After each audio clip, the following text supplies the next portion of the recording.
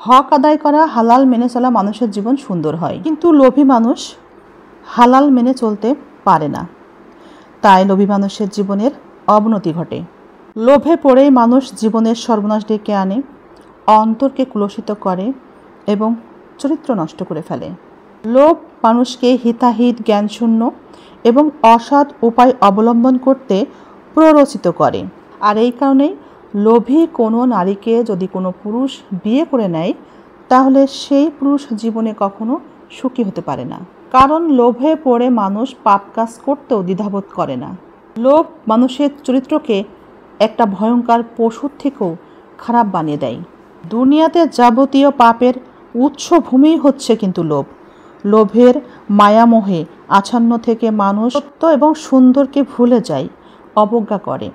তাই কোনো নারী যদি লোভী হয়, তাহলে সে কিন্তু তার স্বামীর অবাধ্য হয়। স্বামীর যত টাকা থাক, যত সম্পদ থাক, সেটা যদি সে ভোগ করতে না পারে নিজের ইচ্ছা মতো, স্বাধীন মতো, তাহলে সে পাপাচারে লিপ্ত হবে। আবার স্বামীর টাকা যদি ইচ্ছা মতো ভোগ করতেও দেওয়া হয়, তবু সে স্বামীর অবাধ্য হবে। সে নানা রকম অবাধ্য এবং অপকর্ম করতে দ্বিধাবোধ করবে না, বিভিন্ন পাপাচারের কাজে লিপ্ত হবে। লোভ একটি ভয়ঙ্কর পাপ, কিন্তু আপনি যদি এই লোভ এই জগৎ সংসারে নিয়ন্ত্রণ করে আপনার কামনা, বাসনা, সাধনা সব কিছু যদি সৃষ্টিকর্তাকে জানান, তার কাছে প্রকাশ করেন, তাহলে কিন্তু তিনি আপনার মনকে সন্তুষ্ট করতে পারেন।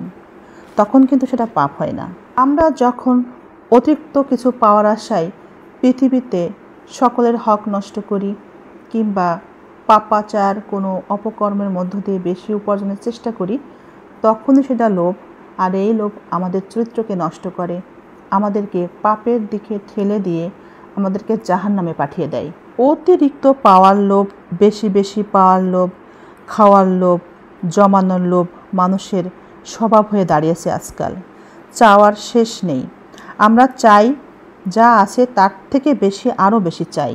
আর এই যা আছে তার থেকে বেশি চাওয়া পাওয়াই আর এই লোভই আমাদেরকে ধ্বংসের দিকে নিয়ে যায়। এত কেন লাগে আমাদের অনেকের আজ যেন চাহিদার কোনো শেষ নেই। এটা আছে তো সেটা নেই, সেটাই চাই আমার। আজ আমরা নিজেদের অবস্থান নিয়ে অনেকেই খুশি না, শুকরিয়া আদায় করি না। তাই অনেক লোক আছে, ভাই ও বোনেরা, আপনার অবস্থানে পৌঁছাতে চায় তারা। আপনি যেটুকু পেয়েছেন, যেটা পাওয়া তাদের কাছে কল্পনা, স্বপ্নের মতো। যত মানুষ আছে তাকিয়ে দেখেন একটু, কত পরিশ্রম করে, কত সংগ্রাম করে আপনার অবস্থানে পৌঁছানোর জন্য। কিন্তু দুঃখের বিষয় কি জানেন, এত পরিশ্রম করে, এত চেষ্টা করে, আল্লাহ যেভাবে আপনাকে দিয়েছে, তারা এত পরিশ্রম করার পরেও তারা কিন্তু আপনার ওই অবস্থানে পৌঁছাতে পারে না, কিছুতেই পারে না। অথচ আপনি দেখেন, আপনি যা আছে তাতে আপনি একদমই সন্তুষ্ট না, আপনার আরও বেশি চাই। আপনার হয়তো দু একটা বাস আছে, আপনি এখন হেলিকপ্টার কিনতে চান। যার একটা বাইক আছে, সে আবার স্বপ্ন দেখে 2-4টা বাস কিনতে চাই। শেখ সাদিকে তো আমরা সবাই চিনি, তাই না?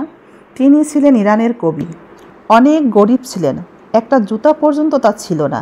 একদিন মন খারাপ করে তিনি পথে হাঁটছিলেন, দেখতে পেলেন একজন মানুষ পথে বসে কাঁদছেন। মানুষটির দুটো পাই নেই। তখন তিনি খুব কষ্ট পেলেন এবং আল্লাহর কাছে সিজদায় নত হলেন। তিনি আল্লাহর কাছে ক্ষমা চাইলেন এবং বললেন, আল্লাহ, তুমি তো আমাকে অনেক দিয়েছো, আপনি ক্ষমা করেন আমাকে। যে পরিস্থিতিতে থাকবো তাতে শুকরিয়া আদায় করতে হবে, এটাই করা উচিত। কিন্তু আমরা অনেক মেয়েরা আছি, শুকরিয়া আদায় করি না। স্বামীর অর্থ সম্পদ যা আছে, পরিশ্রম করে যতটুকু উপার্জন করে এনে সংসার চালানোর চেষ্টা করে, তাতে আমরা অনেক মেয়েরা সন্তুষ্ট থাকতে পারি না। স্বামীর উপরে অসন্তুষ্ট হই, স্বামীর সাথে ঝগড়া বিবাদ করি, স্বামীর সাথে অনেক বাজে ভাষায়, বিশ্রী ভাষায় কথা বলি, তর্ক করি। এবং একটা সময় অনেকেই দেখা যায় স্বামীর কম উপার্জনের কারণে অর্থ কষ্ট সহ্য করতে না পেরে, অথবা নিজের চাহিদা অপূর্ণ থাকার কারণে পরকীয়ার মতো একটা জঘন্য কাজে বা সম্পর্কে লিপ্ত হয়।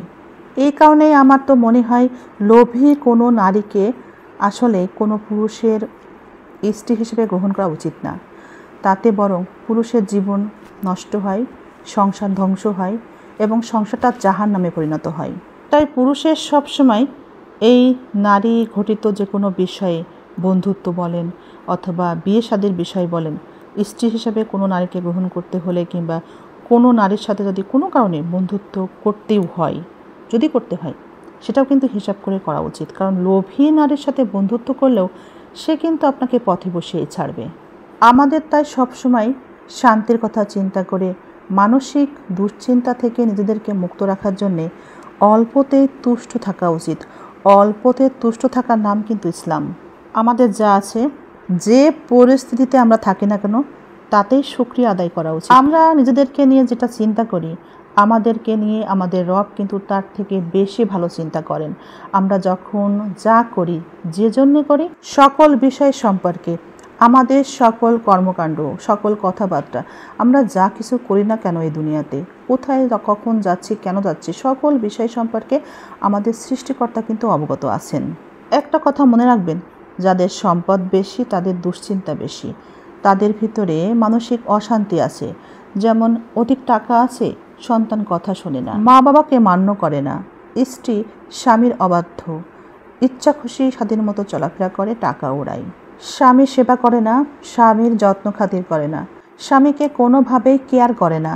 এমনকি যদি কোনো মেয়ে সন্তান থাকে, মেয়েটাও দেখা যাচ্ছে বিয়ে হয়েছে, বিয়ে হওয়ার পর সে সংসার করতে পারে না এবং পরবর্তীতে পরকীয়া করে অথবা দ্বিতীয় আবার বিয়ে হয়। এইভাবে বিভিন্ন রকমের অসুখ বিসুখ সহ বিভিন্ন ঝুট ঝামেলায় টাকাওয়ালা মানুষ কিন্তু মানসিক অশান্তির মধ্যে থাকে, মানসিক অশান্তির মধ্যে তাদের দিন যায়।